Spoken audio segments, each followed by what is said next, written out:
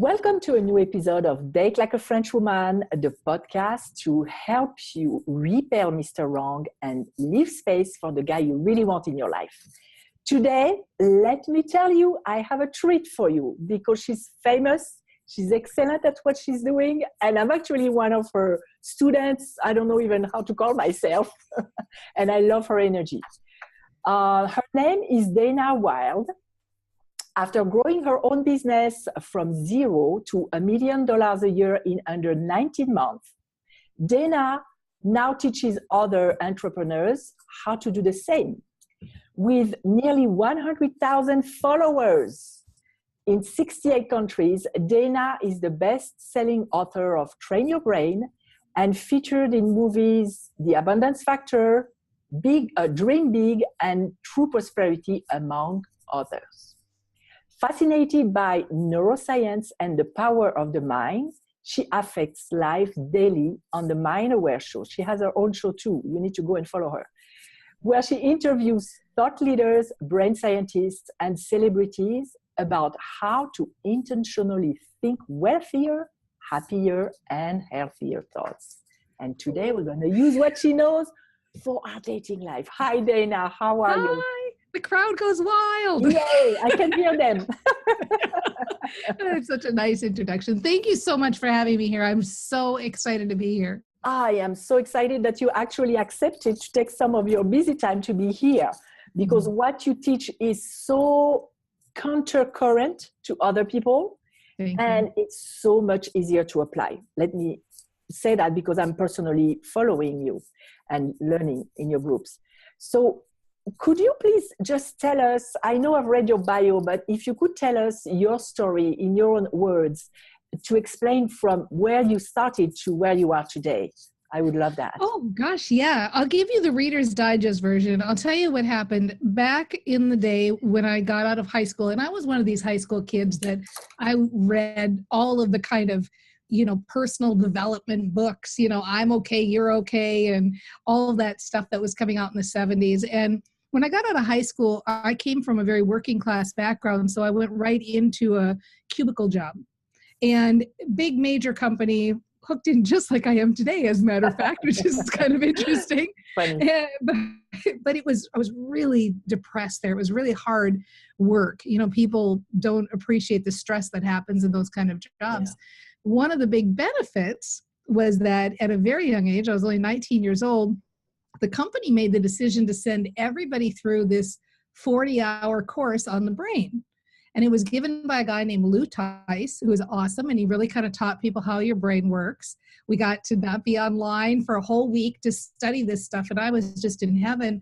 And I immediately finished the course and quit that job because I realized, thank you very much. That was great training. But if I create my own reality, if what I think about is what I bring about, I'm not staying here anymore. So I started kind of my grand adventure, and I wrote a book. I became a published author at 23. I decided to go overseas. I spent the better part of 10 years just traveling in Asia, living out of a backpack. And I came back and I started working in the film industry as a script supervisor and line producer and assistant director. And then I fell into direct sales. I went to kind of one of these party plan places, companies, party plan thing. And I thought this would be great to fill in what I'm doing. I'm getting up at 3 a.m. to be on the set to go work with these directors and, traveling at that hour and all this stuff. I thought, I'm going to do this. Well, I hadn't been in the United States for very long. I had just come back and I go to this business, start this business, and everybody is training how-to methods, how to pick up the phone and how to network and all this stuff. And I thought, why is nobody talking about the brain? Why is nobody talking about mind? Because I had been living my life since 19 like that. And I thought, wow, this is really weird. So I wrote Train Your Brain. And my direct sales team, my company, my little team went from $0 to $1 million in 19 months, 100% because of Train Your Brain. We did a lot of the how-to stuff completely wrong, but we got that right. We got the brain training right. We shattered the company record. And, I kind of became like little mini famous in my little world, right? Everybody wanted to hear about Train Your Brain. I grew that business. It was fun, but eventually I sold it and I really didn't know what I was going to do. I just gardened and read books and traveled. I did nothing. And then people kept asking for Train Your Brain. So I thought, well, okay, let's figure out this worldwide interwebs thing and figure out how to get this out and put out CDs, you know, is what I did. I finally wrote the book and all this, and it's just kind of taken off. And, you know, the very premise of it is what I learned way back when from Lou Tice, which is basically you can be, do, or have anything you want, not through anything except using your brain appropriately. You know, you don't have to have any kind of special skills. You don't have to have been born into any kind of unusual circumstance. If you understand how your brain works, you can start to use this and see changes in as little as 72 hours. Yeah.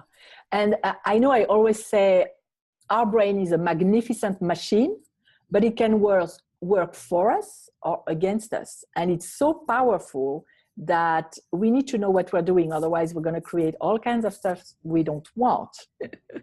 That's why I wanted you here today, because as far as dating, I have a lot of my clients, most of my clients are women who are how I used to be, attracting those Mr. Wrongs, those narcissists, those yucky relationships. Mm-hmm. And they don't understand because they're like, I'm so careful. I'm so trying to do everything I have to meet the guy. And they don't realize that we don't know what part of us is doing the picking, and what we can see is also directly related to that. So I know I've talked in my podcast about the reticular activating system, but I want your version of it. Like, how do we actually create our reality? Yes, great question. I'm going to give you a little bit of a long walk answer on this, because I know that you have really savvy listeners, and I know you get this at a really high level, and we're talking about the reticular activating system long before you met me. So here's the long walk. All of us are born into this world, and we are clean slates. We don't know anything. And over time, we're like little babies, and we learn how to reach out and pick up objects, and we learn how to take our first steps. And if you look at a toddler who's taking his or her first steps, or a baby who's reaching out for an object, they're quieting that noisy conscious mind of theirs. You know, that's the conscious mind, is our thinking mind that's just gibbering in our head all day long, right?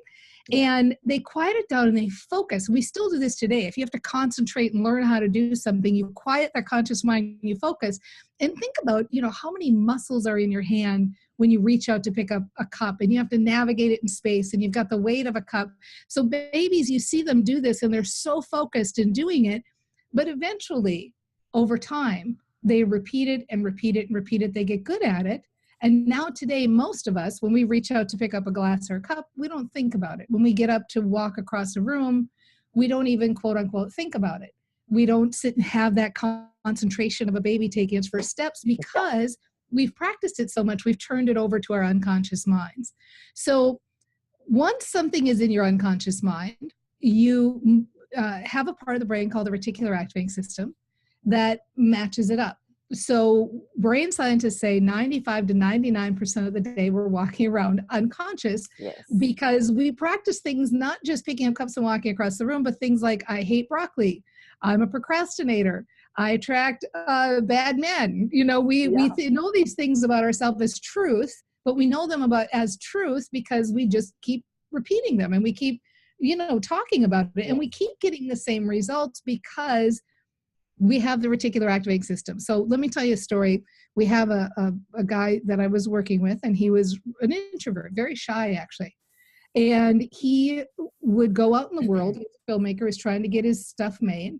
And he would go to networking events. And the second he walked in, his palms would start to sweat, and his heart would start to beat faster, and he would start to breathe really shallow. And he'd talk to people and he'd start to stutter, and he couldn't get his words out or a sentence together, because his reticular activating system mind was automatically matching up the outside world and inside world without having to think about it. That's what the reticular activating system does. And we can get more into the RAS if you like. So the problem wasn't that he was having this result. That wasn't the issue. The issue was when he would leave an event, he does what many of us do. He would leave the event and he'd beat up on himself. He'd say, I'm so stupid. And why am I not able to talk to people? And I wouldn't work with me either. Well, the brain doesn't know the difference between what's real, what's imagined. So he would just keep reinforcing those ideas, working up a bunch of emotion, reinforcing in the unconscious mind that he was shy or introverted or stupid or never going to get a deal. And then the reticular activating system would match it up. And then he'd have the event, and then he would beat himself up, and then he'd have emotion, then he'd reinforce it, then it would match up. It's what we call the cycle of perpetual sameness. Yes. This is why most people keep getting the same results. So we have a saying in Train Your Brain that's the problem is not the problem. The problem is that I keep thinking and talking about the problem. So the problem is not that you attract one bad partner or 5 bad partners, but the problem is that you keep thinking and talking about it.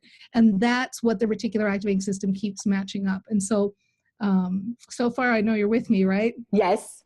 Yes. Can I tell you a little more? Yes, of course. Because sometimes people have a hard time understanding the reticular activating system, and I'll bet you've probably shared this with your listeners, but I like to always use the example of if somebody is either shop for a car, or if they have maybe tried to get pregnant or just gotten pregnant. Or the partner has, they end up seeing babies everywhere, or they see a certain car everywhere. Yeah, that's the reticular activating system. What are you thinking about? What are you talking about? That's it. I mean, that's the whole book. I always say to people, you don't need to buy the book. If you get that, you get the whole thing. Just choose better thoughts. But so what I also wanted to ask you is, I know in the spiritual and self-growth milieu, we have the idea that we need to master that to 100% of the time. So people are afraid when they have a bad thought that, oh my God, it's going to be attracted in my life. And I know based on what you teach that just shifting a little bit would go a long way, right? Yeah, I'm so glad you mentioned that, because that is the biggest thing. 95 to 99% of the day, we're walking around unconscious. We're not thinking. Some of us have had the experience where you've been driving and you're like 10 miles up the road and you're like, whoa, how'd I get here? Because you've been daydreaming, or you put your pants on one leg at a time the same way every day. You brush your teeth the same way. If you can eke that percentage to 0.5%, where you're more aware and you're paying attention, that's all you need to make just radical change in your life. Yeah. We've seen it again and again and again. You don't have to become masters. And in fact, I would think the desire to become a master would actually be the thing that inhibits you, because then there's always another reason to feel bad, and our whole program is about feeling good, because when you feel good, you open up the creative pathways in your brain, right? Negative thinking constricts them. So you literally have a better brain to work with. When you feel good, you feel like engaging. You like people better. They like you better. You have better results. People want to be around you. I mean, everything you touch turns to gold. And so the goal, or the work, the play, as we like to say, is feeling good, getting better at feeling good, getting better at being nice to yourself, getting good at talking about what's going right in your world and in your life, getting good. And it's not, and it's funny, Muriel, because like you, I love magic too. Like I think there's some kind of witchy witch in my past experience, because I love magic and I love all that stuff. And so for me, talking about the brain was a way to try to make this accessible for people, to try to have them understand that without a doubt, there are bigger universal forces at work. But even if you don't believe that, or if that's too much for you to believe, like, why would the universe give me something good? Know that you're designed and set up for this. It doesn't matter whatever you believe, right? Yes. And in fact, even if you believe it, it gives you, because we're here on Earth, we're very human, right? So we have an analytical mind. So the fact that you can take it apart like this and see how it's working like a mechanic, it will reinforce your faith in the magic, if you believe in it, in the energy, for the days where you're like, maybe I'm just killing myself and it's all crap. Pardon my French.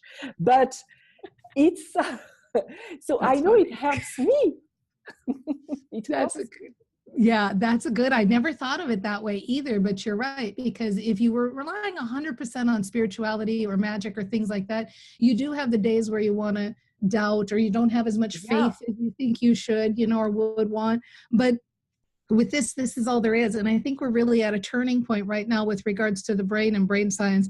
Everything I just shared with you and most of what we know about the brain, we've learned in the last 15 years. We didn't have the imaging to know this before then. And so we're really at a powerful point. And I like to say when I go on shows like this one, we now know and many of us care about what we eat or what we put in our bodies, or we care about, the neighborhood we live in, or the school that our kids go to, or things like the clothes you wear, or the cars you drive, or all of that stuff. Well, I just want people to start making their thoughts a priority. Care about the thoughts in your head, because if you do that, you're going to get so much value more than any of those other categories. True. And also, everything starts from the thought. So the way you feel. So even if you don't get the rest, even if it never comes to you, just the fact that you think a thought that's going to make you feel better, you're already going to be happy. So you cut the dependency on the outside world, which is making you even more powerful. So that's really, yes, a great point. That is a great point, because now you're finding your own power. You're finding your own center. You're the one that people want to be around. You're the one that's centered and together and attractive and all of those other things. So that's just a really good point. If you're talking about attraction, dating, when you think like this, people migrate to you, which actually you have to be careful also, because the people who don't know how to do that and are like I call them the vampire, they will migrate to you too. So you need to have a very strong discernment, not to be the source for other people, but just to be with them. Yes. And to tell the good story about it. Absolutely right. Like, the more I step into my power, the more I attract others who do. I've noticed the more powerful I am, the more like-minded people join me, really. And maybe I can go back to our shy filmmaker, because I think this might be useful, especially if you've had been working with people who've maybe had not the greatest relationships up until now. Sometimes you do get stuck in a habit of thought, and the habit of thought puts you in a certain club, which is oh man, I get all the bad ones. You know what I mean? Like, you're so lucky, you get the good ones, and I don't know what it is, I like the bad boys, So there's this kind of this story that we buy into. And then the reticular activating system picks up that story and says, good, I got it. What the reticular activating system does is it's like your little captain that stands there and goes, me, I got it. I'm looking for the crappy ones for you, Yeah. And then just like you find the car, or you find the pregnant woman or the baby, you find the crappy guys. And so having said that, to go from, I have this whole history of bad relationships, to start saying something like, I attract really cool people, it can feel like a jump. It can feel like a lie. And so back to our filmmaker, who is shy his whole life, you can't tell him to say, well, just start saying I'm an extrovert. Yeah. So what we did with him was he just started saying things like, I'm shy, but, and this is a power word in the English language, right? Transitory statement. Use that word, but use it the right way. I'm shy, but people like my style. I'm shy, but, I'm attracting the right clients. I'm shy, but I'm making my deals now. I'm shy, but I'm successful. I'm shy, but.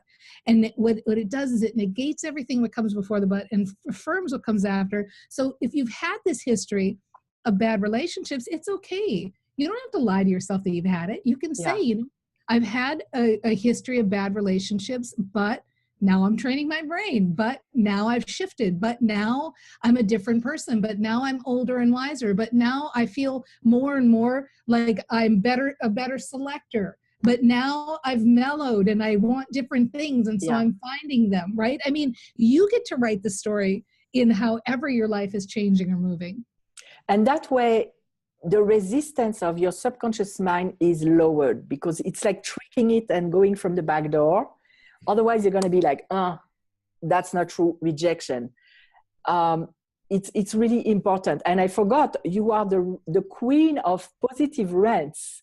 So, and I teach people to prepare before going to a date, to be in the emotional state, to really be able to not only have the awareness, who am I dealing with? Do I want that person in my life? Because it's like business. Dating to me is like business. Do you want to partner with that person or not? And also to radiate what you have to radiate, to really be able to activate that facet in the other. Because that's something too. We activate each other depending on what kind of signal we send. So that's really powerful. Without a doubt. Rants. And that's in your show, by the way. People can go and listen to that.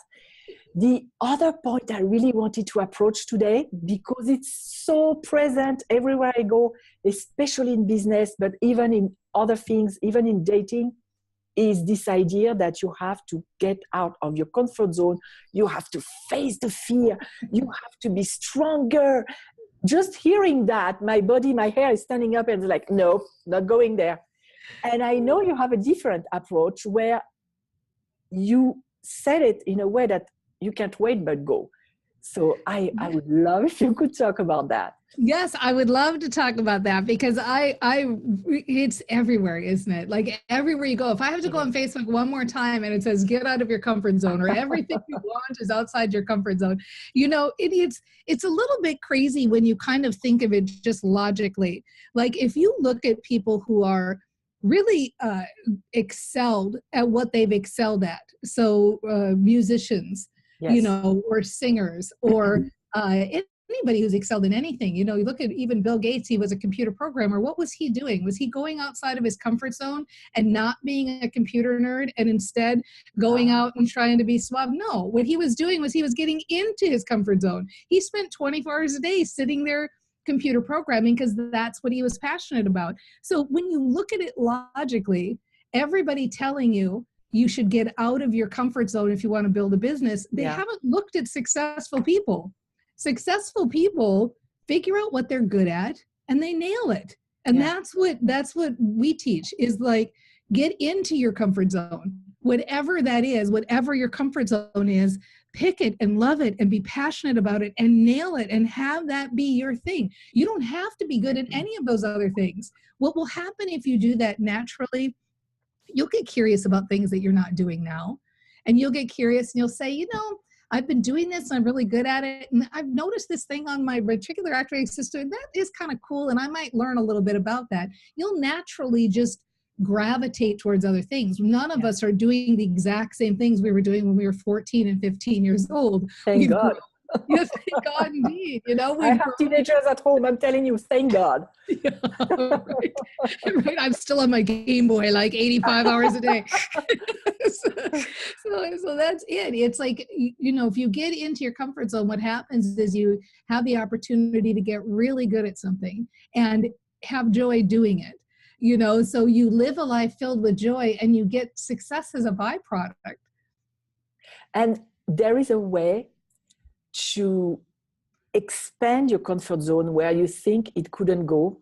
I remember a story of a woman who came to me and she knew she wanted to find love, but she never actually took action.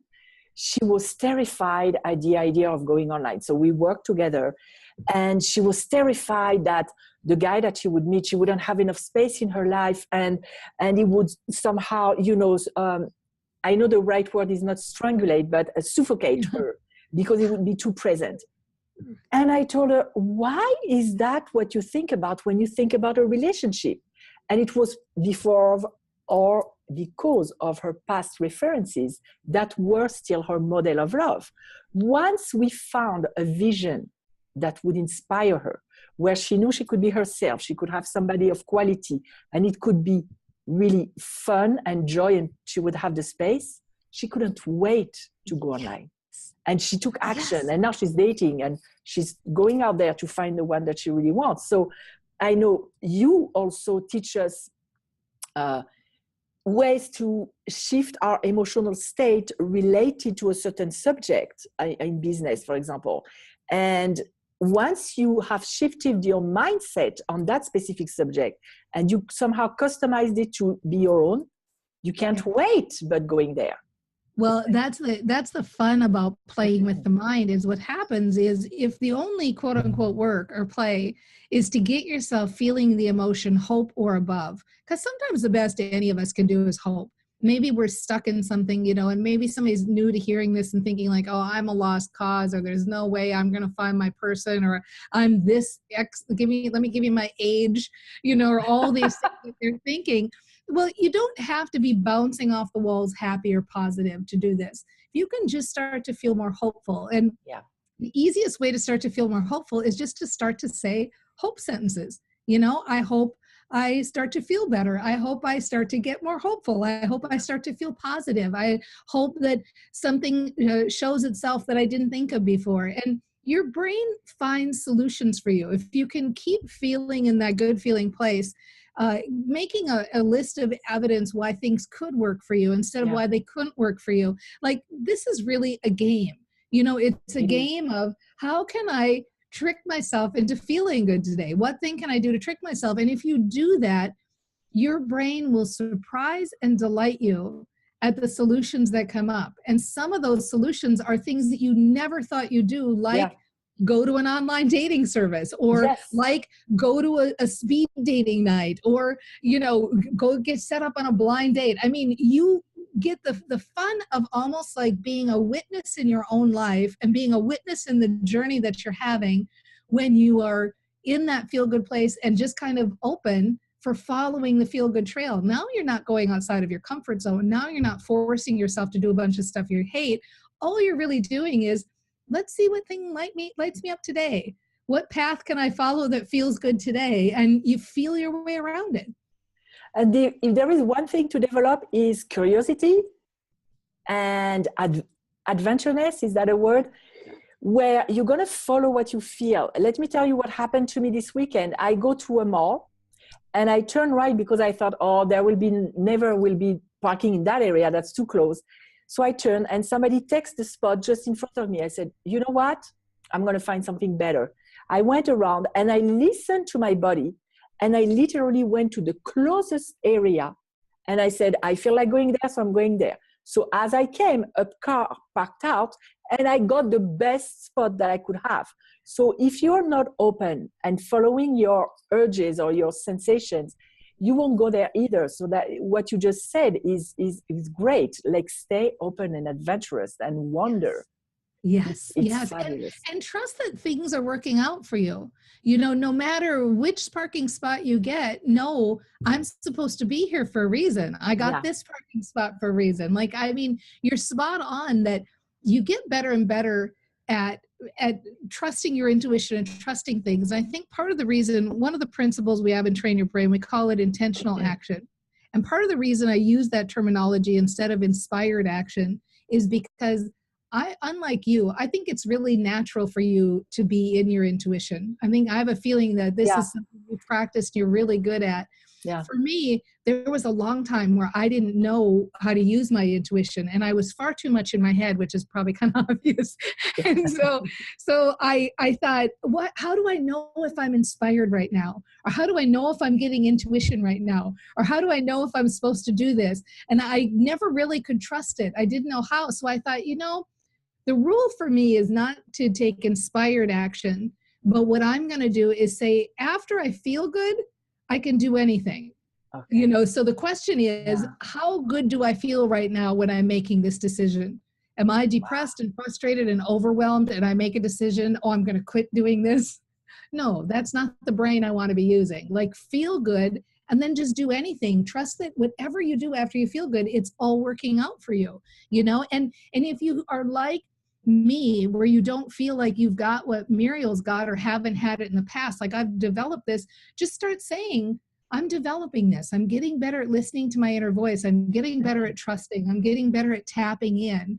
I'm getting better at knowing when I'm one with source or when I'm feeling the energy. I'm getting better at it, because when you keep saying, I'm getting better, I'm getting better, I'm getting better, your brain picks that up and you do get better at it. That's what's worked for me. It does. And how long should you do that? Like, let's say you just started a positive rant. How long should you would you tell people to do that for them to really start feeling a change in their emotional state? Thank you for asking that. Muriel, you're a good interviewer. You ask really good questions. So if you do it for a few minutes, you'll start to feel the change in your emotional state. If you do it as often as you can think about it over a 72-hour period. So we do cheats like, set reminders on your phone or put little Post-it notes up, because if you can remind yourself to do it several times a day, within 72 hours, you'll start to see the evidence in the outside world that it's working. Yeah. And then after that, do it as long as it feels good. If it starts to feel stale, or it starts to feel like, I don't know if I believe it, then tweak up the wording and play with the wording and change it until it's something that feels good again. Because the only point in saying those little phrases is, we all do it because we want to change. We all do it because we want that magic to happen. But the real reason to do it is to feel good. And if you can feel good, the rest just happens. And I think that should become our number one goal. Because when you're after that, you're not attached to the results, and it will come twice faster. Agreed. 100%. There is one thing that one of the pillars in my coaching is self-love. And I know that a lot of people struggle with that because it's so broad and everybody has a different definition. So I always ask my guests if they have their own definition of self-love, what would it be? Wow, that's a good one. I don't think I've ever been asked that before. I'm not sure if I have a definition, but let me stall and tell you a story that I think will answer it, that was an inspiration for me. I interviewed somebody on the show one time, and they were relaying a story about how they met this person, and this person was so inspiring, and they walked in, and this guy was a man, and the guy said, ask me what I like about myself. Ask me what I like about myself. And so the other guy's like, well, all right, I'll bite. What do you like about yourself? And the first guy said, everything. And I thought, as I was hearing this story being told, I thought, man, that's really like, am I in that place where somebody said, what do you like about yourself? Could I say everything? Like, would I really say it that graciously?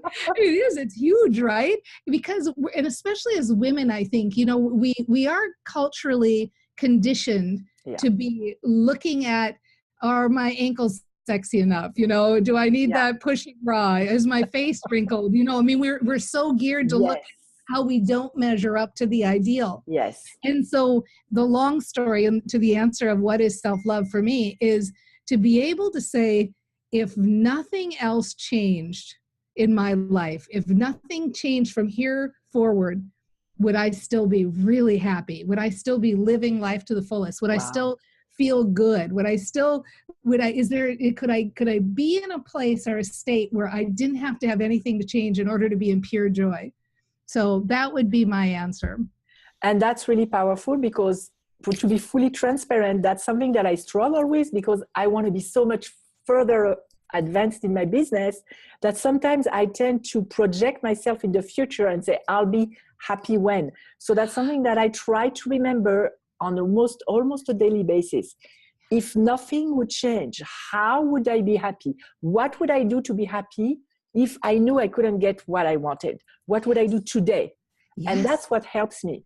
Yes. What's the list of ways I'm already happy? How much happiness do I have? What are the list of ways of how I'm already successful? What's the list of ways on how far I've come, as opposed to how far off am I from my idea of perfect? It's so like we're geared that way. I'm sure that, there's lots of theories about why, we're supposed to look for the negative bias and all this, but everything's really kind of a story, and everything I've told you today is also a story, so we just get to pick which stories feel better. Exactly. And so to conclude, first of all, where can people find you? Because I know you're teaching a lot of business stuff, but I personally apply them in my life, in every area of my life. Nice. So probably the best thing, what I'm thinking is you might want, because obviously you can learn more at danawilde.com, and that will get you with the podcast and all that stuff. But you might want to tell people that if they go to danawilde.com/mantras, They can get a daily inspirational message every day for free. Yeah. That's my favorite price. Yes. Yeah, I think that might be useful, you know, and they won't all apply to business, or to life, but you can just swap out any business word for life and you got it, you know. And make your own affirmations or mantras. Yeah. Yes. Good. Thank you, Muriel. So before we part, if there was one thing you wanted to really transmit to people today, the most important thing that you would like them to know, what would it be? That's a really good question, because there's so many things, you know, based on what we've said here. You know, I used to in the old days say, like, focus on what's going right, and, you know, feel joy and focus on feeling good and all of that. But I think probably my favorite thing to say these days is really just give yourself a break, you know, and have more fun and lighten up, and have your mantra be fun, light, and easy. And really realize that everything that we think about or we worry about or we stress about, none of it really is that big of a deal in the big picture of things. And so go for the fun, light, and easy feeling, and go for the path that feels good, and relax a little bit. And even if faith is not your strong suit, try to have a little faith that things are working out. You know, if you look in hindsight, almost every time, even bad stuff that's happened, we can see that we're better off now for it. So really, that would be the big message, is just chill out and relax and lighten up and enjoy and have fun and all of that good stuff. You're already on your way. If you're listening to this and you've listened this far, you're already on your way. You're already there. And you're going to attract all the Capricorns like me that like are too serious. And Capricorns, you know, Capricorns get younger as they get older. Oh, you know, if you see like an 80-year-old man dancing in the park, he's always a Capricorn. Oh, that there is hope. I really want to thank you, Dana, for being here with us today. There was so much richness in this interview. I will really listen to that myself. And for helping people, really giving them practical tools and guidance to change all areas of their lives. Thank you. I really appreciate being here. You're doing awesome work in the world, and I love your approach, and I love how you're coming at it. And everybody who's following you, you're so lucky that you found Muriel. Like, it's really Thank you. A joy. And I just really appreciate being here. Thank you, Dana. And for our listeners and viewers, if you are listening to this on iTunes, I would love it if you give me some reviews, some stars, what you think about the show, because I really want to rank it higher this year. That's one of my visions. And I'll see you next time with another wonderful guest or by myself. If you have any comments, you can always email me on my website at datelikeafrenchwoman.com and ask for any suggestions for topics even if you want. Until then, have a wonderful life, wonderful week. We'll see each other in a week, full of love, joy, and feeling good. Bye. If you like this video, please subscribe to our channel. And for questions, information, or to book a free 30-minute introductory coaching session, please visit datelikeafrenchwoman.com.